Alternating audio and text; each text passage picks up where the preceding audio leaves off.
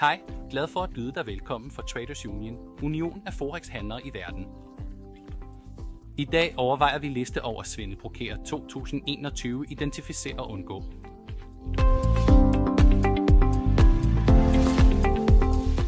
Desværre findes der svindel i enhver kommerciel sfære, og forex-markedet er ingen undtagelse. Men den gode nyhed er, at dette ikke længere er trenden, men snarere er på tilbagetog.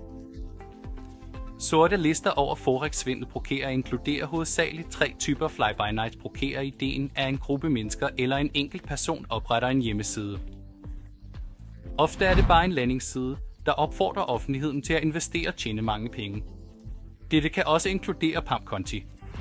Som et resultat indsamler de indskud fra handlere og lukker siden. De erklærer planlagt konkurs. Nogle gange laver de slet ingen meddelelser Forex Bucket Shops. Denne type svindel er mere raffineret, kræver mere forberedelse, men den fortjeneste for svindleren er også højere. I dette tilfælde opretter de en platform, som kopierer funktionaliteten af førende forex-brokere. Handleren spiller ikke på det globale interbankmarked, men med andre handlere, der kun er registreret på deres svindelagtige side, eller endda med platformen selv. Pyramidespil. Måske er dette den mest kendte type svindel, ikke kun i valuta. Denne type svindel handler slet ikke om forex-brokerer.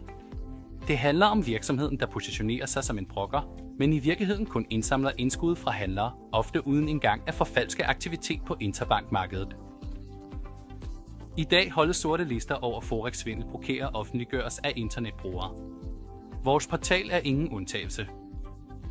Vi har indsamlet data om svindelbrokerer i mere end 10 år, og vi mener, at vi kender hver uærlig virksomhed på markedet.